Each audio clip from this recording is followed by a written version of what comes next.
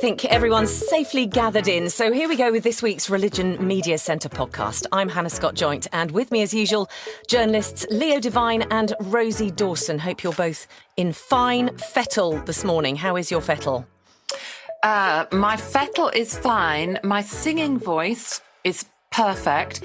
But the bit of news that I caught was that we could have sung during the pandemic, and it wouldn't have made a bit of difference. This is my news story that I picked up from The Telegraph, which reported that some scientists, two people called Professor Carl Hennigan and Dr. Tom Jefferson, had done some research which showed that the ban on singing was based on bad science, that we could have stood closer than 2 meters together, and that the public have completely lost trust in scientists as a result of their findings. Now, hold on. What's this based on? Well, it's based on science. I'm not going to question them because, they've got a Centre for Evidence-Based Medicine in Oxford. I'm sure they're excellent at what they do. And they say we have a reputation for tackling controversial subjects and questioning the status quo. No. OK, can I just come in on that? Because what I've read about this is that the original singing ban was kind of launched by the fact that there was this one choir in Washington in March 2020, and 52 of 61 singers who went to the choir rehearsal subsequently contracted COVID. And one person who later tested positive was reckoned to be the super spreader. And so from there, other investigations were done. Now, clearly not being able to sing with others was an ongoing sadness for many, many people over the past couple of years and has no doubt affected mental health as well. But my problem with this is the assumption that this new study throws into question the whole theory of singing with others, because what it seems to be based on is looking at that and reckoning that a lot of those singers probably had contracted COVID before they went to that rehearsal. But actually there were other studies that were done. There were other investigations. There were lay clerks from, I can't remember which cathedral it was, Salisbury Cathedral, I think, who did these things at the MOD in Porton Down, all these experiments. So I'm not sure it throws into question the whole theory. They seem to be looking at that particular event, surely. Well, I don't know. What were the conclusions that they drew from that for us? I mean, if I can believe that there was a real reason for me not to sing my heart out in church, I will be much relieved. Yeah. The science is, well, to a layperson, if COVID is spread through droplets in your saliva, when you project, when you sing, surely it stands to reason that those are going to fly around further than when you are just sitting chatting to someone. What do you think, Leo? Well, it's got very sparky this morning already, haven't Well, we? yes, absolutely. And it's all about singing. Well, I mouthed along behind my mask. I mean, I think a lot of people were doing that, weren't they? Miming. Sure. You couldn't tell anyway.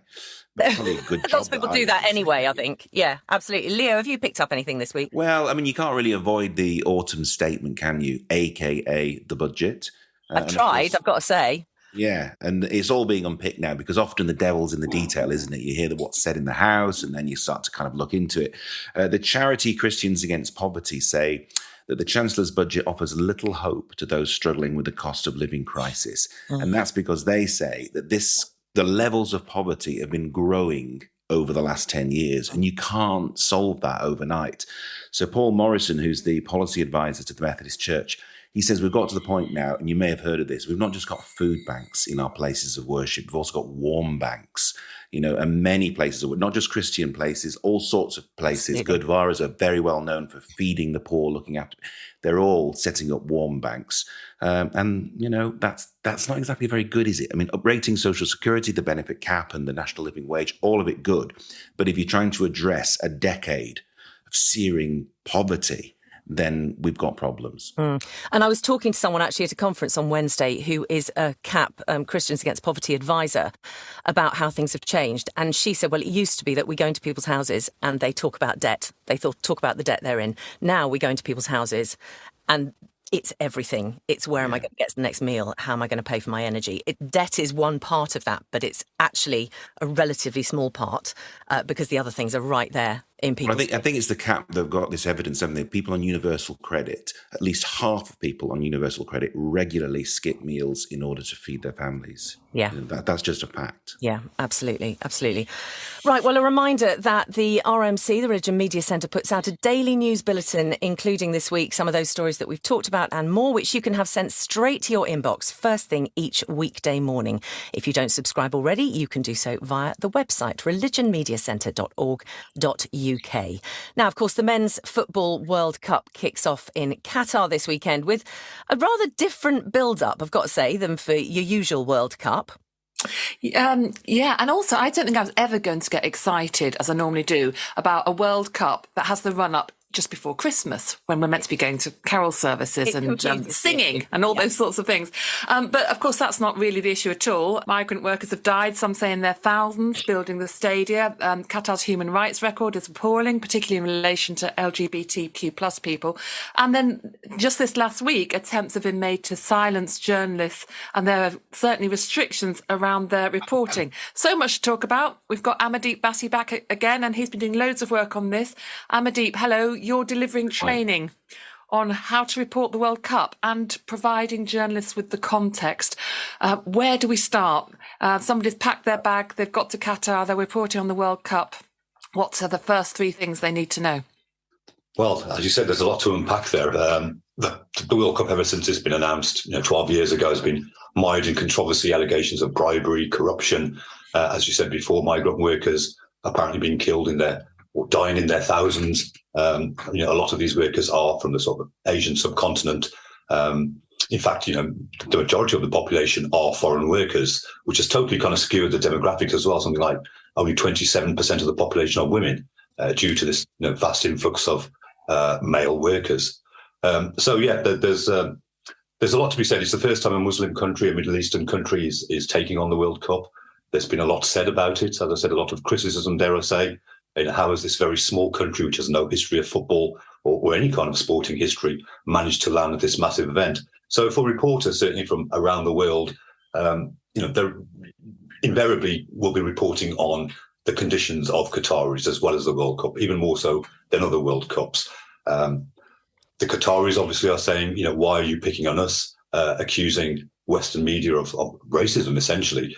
They point to Russia having the last World Cup and their record on gay rights. They talk about Brazil and their World Cup and how favelas were kind of demolished in their thousands to make way for World Cup stadiums, and there wasn't so much criticism. So Qatar is certainly feeling the backlash and is kind of fighting back in a way, really. Was Qatar the first Muslim country to apply to host the World Cup? I'm just wondering how the rest of the Muslim world feels about Qatar having it, whether there are other countries, Muslim countries, that would have liked it, whether there's a particular this particular flavour of Islam in Qatar, whether there's a discussion around that. I think throughout the Middle East in recent years, you've seen this kind of projection of what's been called kind of soft power or sport washing. You've seen Saudi Arabia have all these golfing events and boxing events, and same with Bahrain. So there is this conscious effort by that region to kind of be part of the sporting world. However, Qatar itself is a very traditional, conservative society. It's traditionally a Bedouin culture. The form of Islam that's followed in Qatar is a version of Salafism, which is quite a austere, puritanical version of Islam, which is also followed by its neighbour Saudi Arabia, which Qatar doesn't particularly get on well with.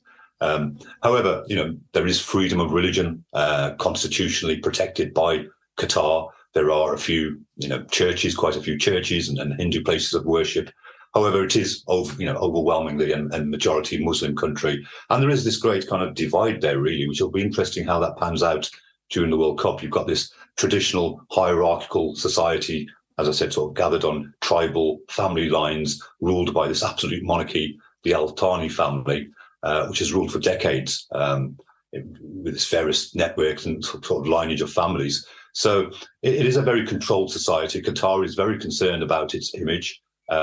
It has, over these last few weeks in the build-up to the World Cup, added more and more restrictions to reporting, so much so that it almost became a blanket ban on filming anything, which essentially defeats the purpose of having the World Cup there. It is pretty obvious that if you're a journalist out there, you will be tracked and monitored in some form or another. Every journalist out there is being asked to download this particular app, which ostensibly is for the journalists' help to keep you updated. But it's pretty obvious it's a kind of, a GPS mechanism to make sure they know where you are at all times. So, Amardeep, I mean, there are clearly some journalists who are there simply to report on the football, and that is what they will do. I imagine there are other journalists going there who feel a sense of kind of moral obligation almost to report on the wider issues.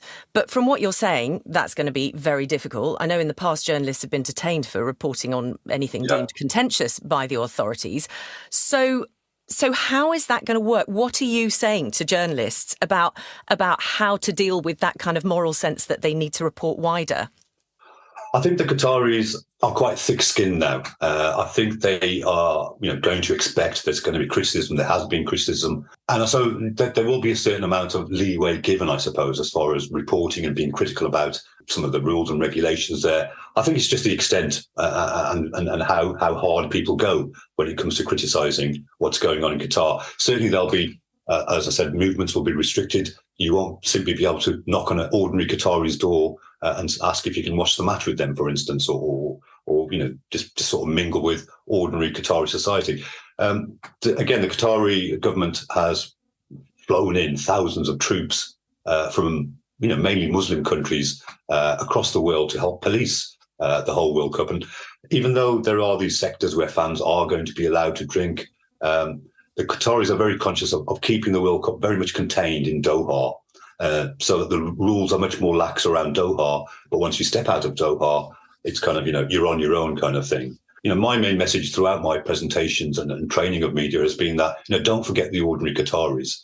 They have literally been waiting years for this moment for the Western press to come and descend on their country and hopefully report on the issues that restrict and curtail their freedoms. So let's not just go there during the 3-week roadshow and leave our criticisms just for the World Cup. It's a kind of thing, this should be the start of our reporting in that whole region, not just in Qatar, and some of the abuses and human rights kind of restrictions that are placed on millions of people across that region.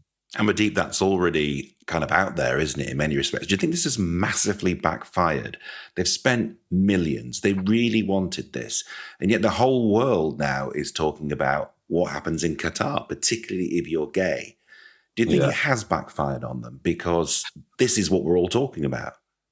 It is. There is the old saying of any publicity is good publicity. And I think in this context, I think it is a case of it's the first time such a massive event has taken place in such a tiny, as I said, quite restricted country. So I think as far as the money that Qatar has spent, which is billions and billions. If you think about it, I think the Olympics in London cost us about 12 billion. This is costing the Qataris 250 billion. They've had to change the entire infrastructure of the country to accommodate the World Cup. So I think as far as they're concerned, they were certainly aware there was going to be criticism, probably not aware that it was going to be so heavy, and that indeed some teams were, are protesting quite visibly. But I think in the long run, I think this is, Qatar is going to endure this and endure the criticisms. As I said, in these last few days, they've actually gone on the front foot and started accusing the Western media of, as I said, racism, essentially, and saying, well, we're not trying to mimic the culture of the West here. This is very much a Qatari thing. Let us do it in our own way, just like you respect customs and religions and laws in other countries, respect ours, no matter what you think of them. There'll be some interesting machinations behind the scenes here, as I said, between these two sections of society where you've got this new kind of flashy king eager to flaunt his wealth and modernise the country, and the real rulers who are this very traditional, puritanical, austere kind of Bedouin culture type kind of environment and society. Well, we've got the Rev Richard Cole here as well with us this morning. We're going to talk to him a lot in just a moment. But Richard, you wanted to come in there.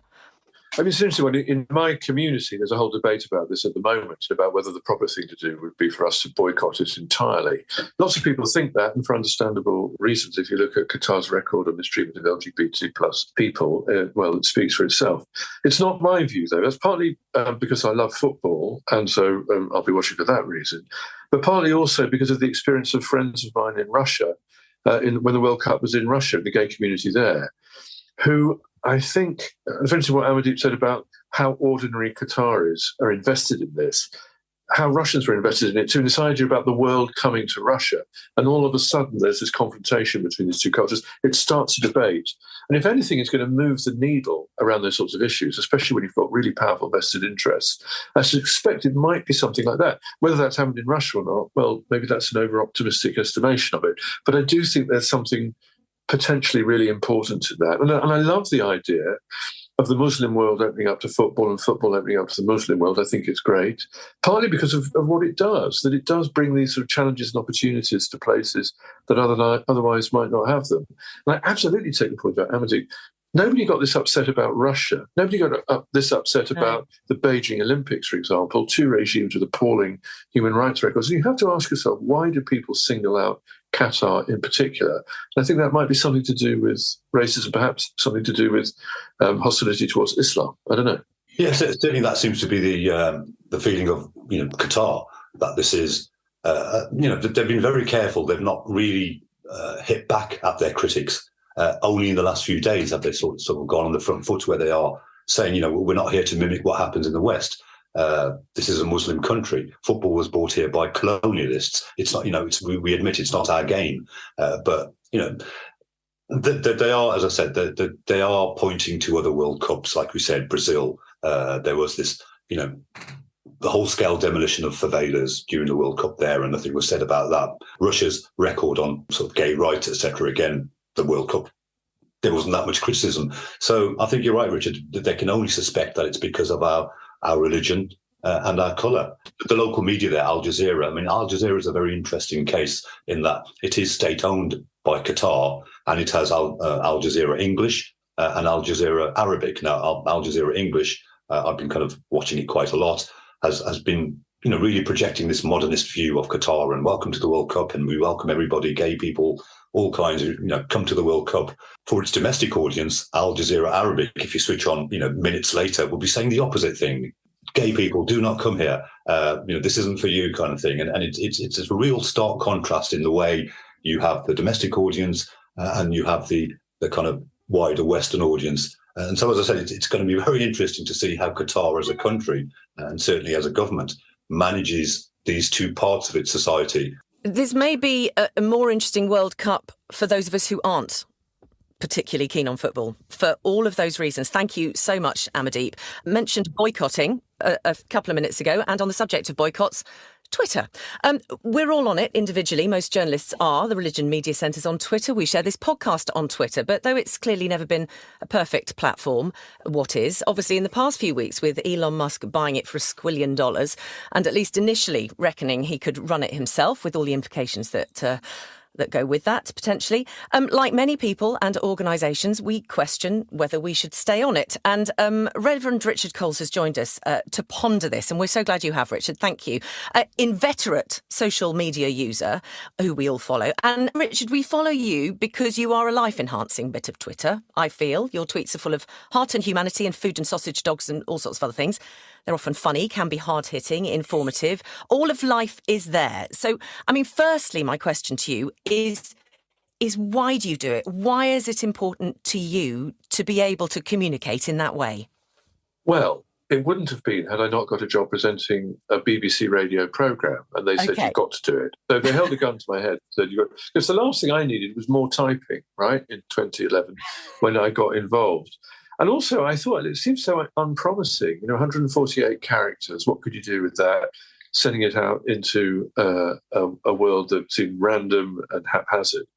But actually, it's a brilliant idea. And what happened was that you started connecting with people in all sorts of interesting ways. At first, it was quite rocky and quite difficult because, as with most technologies, communication technologies, they develop exponentially, but our capacity for regulating our own behaviour on them is kind of snail pace.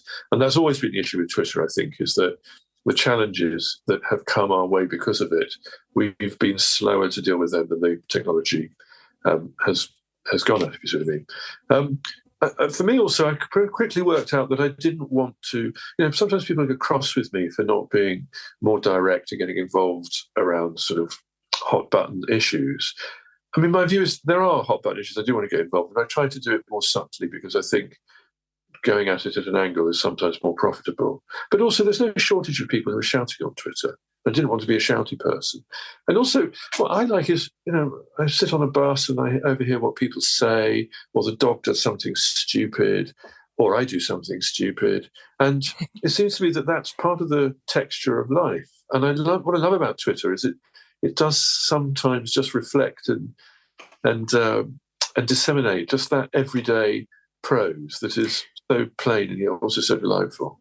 So, Richard, 500,000 followers on Twitter, only 5,000 friends on Facebook. I'd like to know how do you use them differently? Because as somebody who follows you on both, I see a difference there in what you're doing. Well, Twitter, obviously, you are limited because of the nature of the medium to short exchanges, if exchanges at all. So that's one thing. And you have to think about what you want to say and how you think that might go down. Facebook, I tend to export stuff to Facebook where I'm looking for more of a dialogue, really, and it's longer form. And also there's more of I have no idea who my 500,000 followers are on Twitter. I expect half of them are probably bots that Elon Musk is doing something about. But on Facebook, 5,000 sounds ridiculous, but I know the people pretty well. So it's a community of like-minded. Not often, actually, I don't like a community of like-minded people. Lots of my best interactions on social media with people who don't think like me.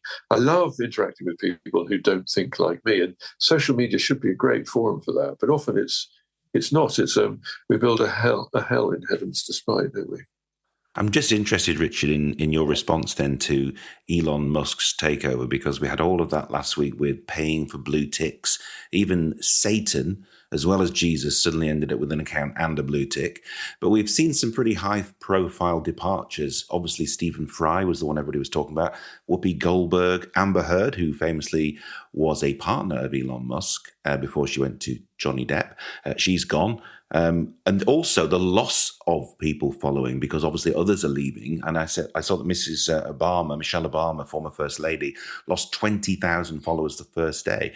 Have you lost followers? And what do you think of Elon Musk? Has it tempted you to depart?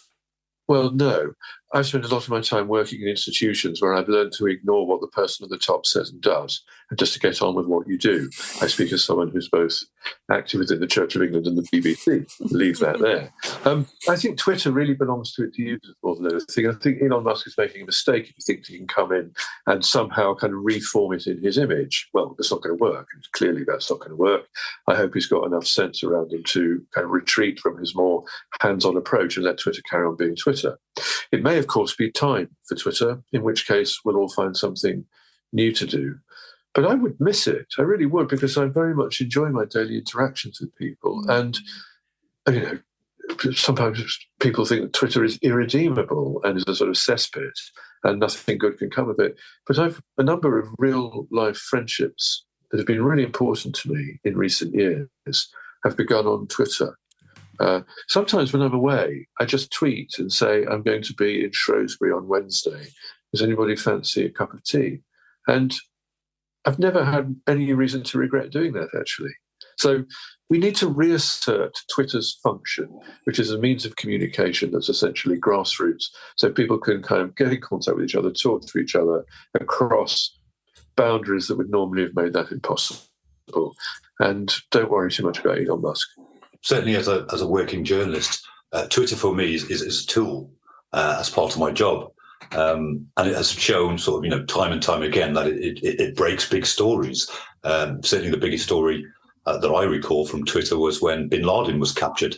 A local resident happened to tweet out that there's helicopters flying above and that they're not usual in that area, and suddenly the whole world, this Mr. Shakir Hassan. A pretty ordinary guy had suddenly broken the biggest news story of the decade.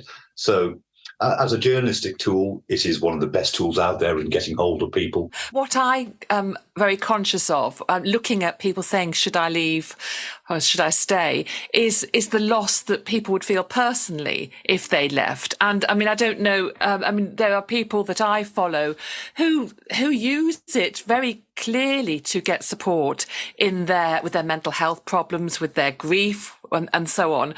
And I think, there's And they ignore all the horrible people. They know that if they say, this has happened and I'm feeling rubbish, that they'll get 200 people sending support for the day. I just think it's really important for that. I mean, most recently, I've been following, and I'm sure you may do as well, this amazing woman called Nikki Nuttall. Shit Scared Mum is her Twitter name. And her daughter Laura has a brain tumour and treatment is not going well. And the community of people and of support that she feels she has built through Twitter is absolutely enormous. And she is so grateful for that. And I wonder, Richard, because I mean, I know, you lost David, how useful for you or how helpful it has been to have a community on Twitter or Facebook where you feel that you've been sort of surrounded with love and support. That's an interesting one, actually, because there were the interactions on Twitter and Facebook that I most remembered were the ones that were kind of crazily hostile, actually. But they were infinitesimally small in number compared to the enormous number of people who were just incredibly kind and supportive and nice. And it was nice to feel that there were people out there who were supportive and thinking about me and praying for me sometimes. And I was really glad of it. It doesn't replace, actually, the people in the room.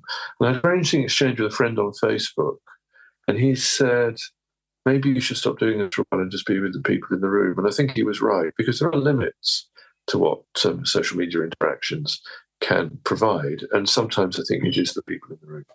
We've talked about the positive, and I take your point, Hannah, about Shit Scared Mum and all of those and what Rosie's saying, and especially what Richard's saying. But we can't ignore the fact that social media has also been a place for hideous bullying. I talked about the people who have left Twitter and followers leaving. Marjorie Taylor Greene, who I think we can all agree is pretty much a far-right congresswoman in America, she gained 100,000 followers that first day. There's talk now, I mean, Trump was banned for life. Now he's coming back. He's announced he's going to run again. Will he be allowed back on Twitter? I think you have to understand, or I have to understand, that there is a spectrum of conversation and it has to represent everybody. If it veers to one side or the other and the bullying continues, that's the negative side that I worry about, if it's not regulated. Yeah, I think we need to leave it there. Thank you so much, Reverend Richard Cole. Thank you, Amardeep Bassey. Been lovely to have you both with us this morning. And I think that's this week's Religion Media Centre podcast. Do let us know what you think. Share it widely, please. From Leo, Rosie and myself, thanks so much for spending some time with us. We'll be back next Friday. Bye for now.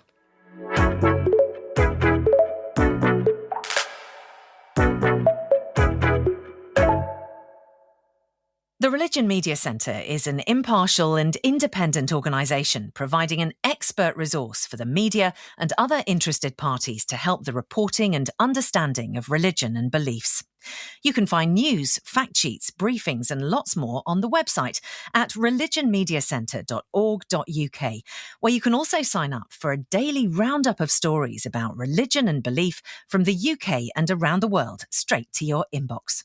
If you'd like to support the podcast and the work we do, contributions are very welcome. Thank you if you do, have or will. It all helps us continue to tell the stories that matter, and it's hugely appreciated.